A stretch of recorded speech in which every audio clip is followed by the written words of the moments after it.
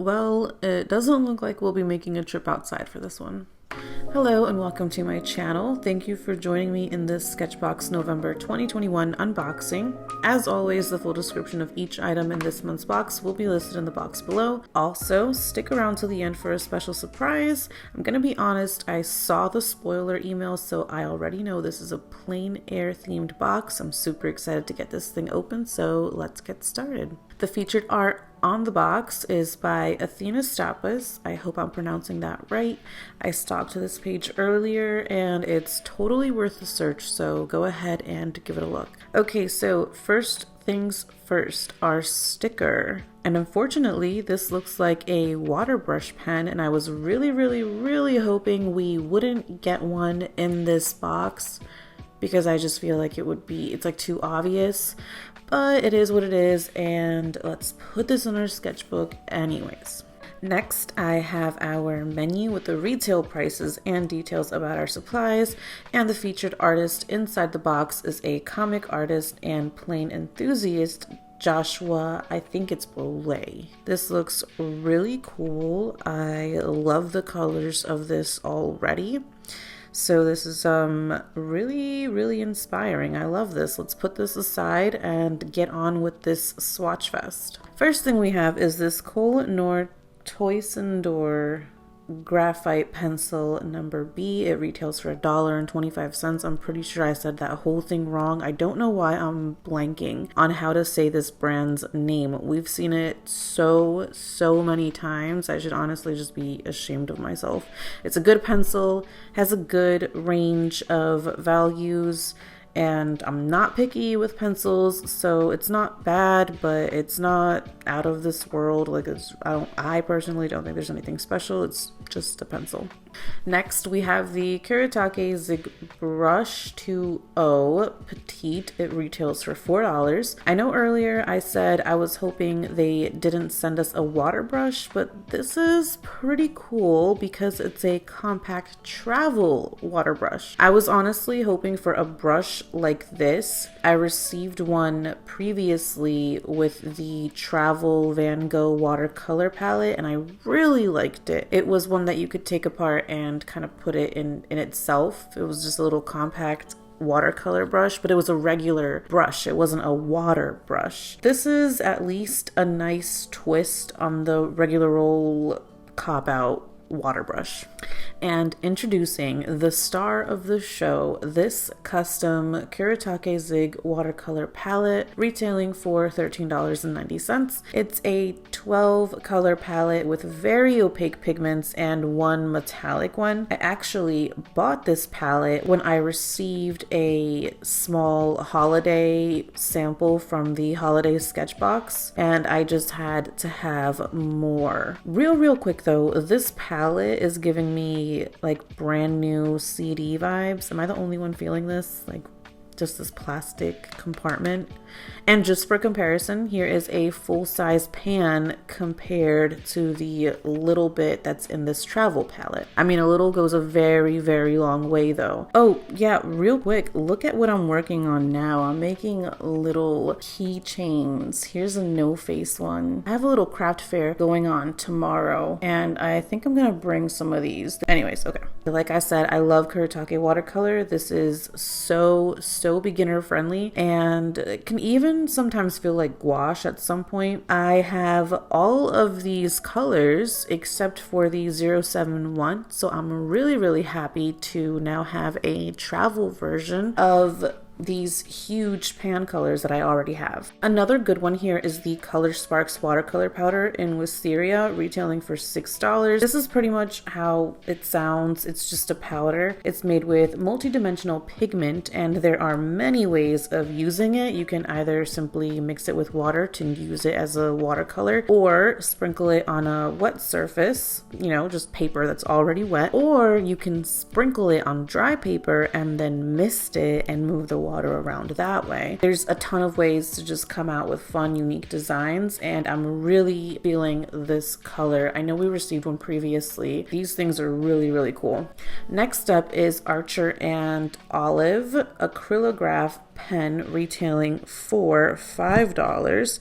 and 29 cents each. We have a navy and white one with a 0.7 millimeter tip. These are water-based acrylic pens. Think of them almost as fine point Posca pens.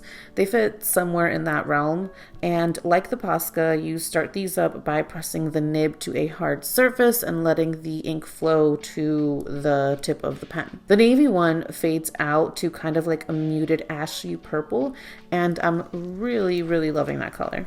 And now let's talk about the host of the swatch party, the custom toned watercolor pad. In gray, we have 15 4x6 sheets retailing for $10. I remember seeing this picture, so I know that we received a tan one before. Yeah, we received a tan pad like this before. I think it's pretty cool. Now I have a tan and gray one. I haven't really used the tan one as much, as you can see.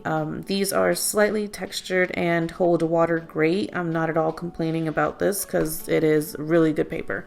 I just haven't used it yet because it's that good of a paper that I don't want to feel like I'm wasting it. Let's close this up. This wraps up all the items in this month's box. Let's move on to talking about my thoughts and opinions and get some art going. Clearly, we're not going outside today because it's super windy and cold, so we're staying indoors and instead escaping to a wizarding world. I did the sketch in vain though because I made the mistake of underestimating the TCW powder and I completely drowned out my sketch, so I decided to just start over on the gray toned paper pad, and I'm really glad that I did. Now, I've used Kiritake before, so I really didn't need to experiment too much before working with these, so I kind of just dove into it. As I mentioned, these are extremely beginner friendly. When I first started watercolor, I was terrible.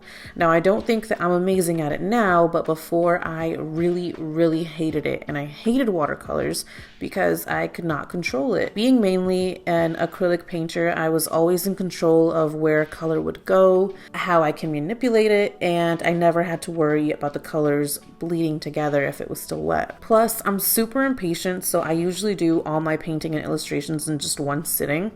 Unless it's a paid commission, of course, but that's totally different. When I paint for me, I do it in one sitting. And that's just what I prefer because if I don't, there's about an 80% chance that I will not finish the painting. Ask the 10 to 15 unfinished 16 by 20 canvases that are in my closet right now. Anyways, once I tried the Kuretake watercolors, I just had to get it. Not because I could control it better, but because it was so pigmented, I didn't have to go over so many layers to make the colors intense or bright. And that's my favorite part about them, because when you work with regular watercolors, unless you have a watercolor has a really bright pigment, if you water it down a lot, it's going to take a lot of layers to get that intense color that you want. But with these Kuritakes, even if you dilute the water, it would take a lot of water to make these like super light.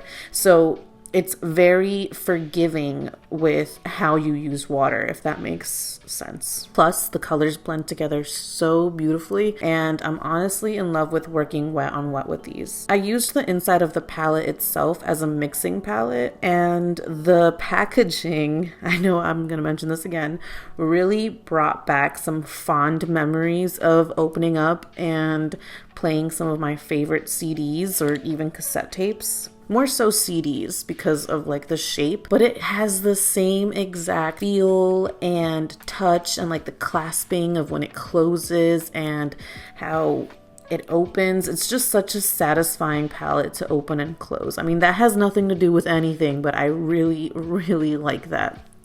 Also, I was caught off guard with the travel water brush. I was almost 90% sure they were going to send the cop-out water brush in this box, and they kind of did but didn't at the same time, just because this one is compact, meaning you can like take it apart.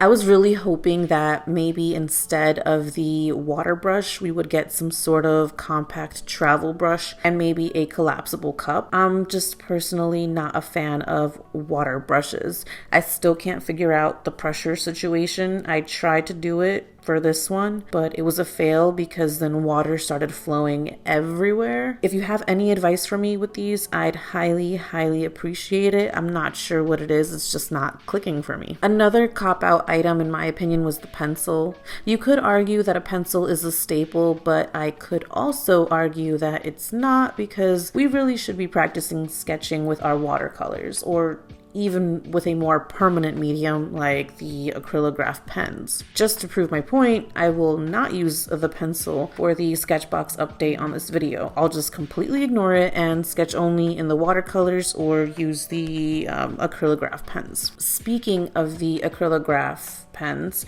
I've always wanted to try Archer and Olive, but I thought that they mainly did books, so I thought we were getting like a custom sketchbook or planner. Not sure why, maybe I was confusing the names of this company with another one, but man, these pens were impressive and I have nothing bad to say about them at all. They're really good. They came in super handy, and I used them a lot to regain control of the chaos that can be painting with watercolors. By that, I mean I used it to control like the background, and there were certain parts where the greens of the trees were just mixing together, and it wasn't looking like trees. It was kind of just looking like a bunch of blobs, so I added some navy in there. I also colored in just some spots to make it a little bit darker, and I used the white a lot to really bring out the shape of the lake and the shape of the smoke from the train. And the paper did a really great job at holding up and handling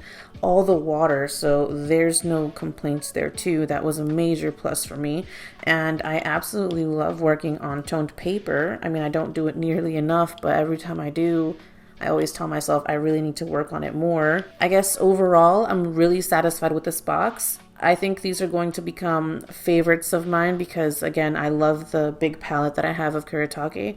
And I get why Sketchbox decided to do a plein air box. In the email, they explain how we're finally getting out and, you know, the COVID regulations and all that stuff. Like, I get it, but I kind of wish they would have done this sooner. Maybe a September box, or maybe wait till March or April when the weather is still tolerable, because it's getting pretty cold outside and I can't paint with warm gloves on. Latex gloves, sure, but winter gloves is a different story and feel. Plus, it's getting dark so early now, and I just don't know if it was the best timing for this box. That's pretty much my only complaint, which is pretty good, I guess. But anyways, so I want to try out something fun. I want to have a spread of YouTube/Instagram profile pics of my very special art-loving friends who watch my videos and show love on my channel. So if you've stuck along this far, firstly, thank you so much for joining me. Leave a comment with an art-related emoji and your Instagram handle in the comments, and I'll do a sketch or painting of your Instagram profile pic in my spread. If you don't have an Instagram, that's okay. I could just use your YouTube profile picture. If you don't want to participate, then simply don't leave an emoji, but please do let me know your thoughts on this box. Here's how it turned out. I really wish I had a chance to use the metallic color that came in the Kiritake palette.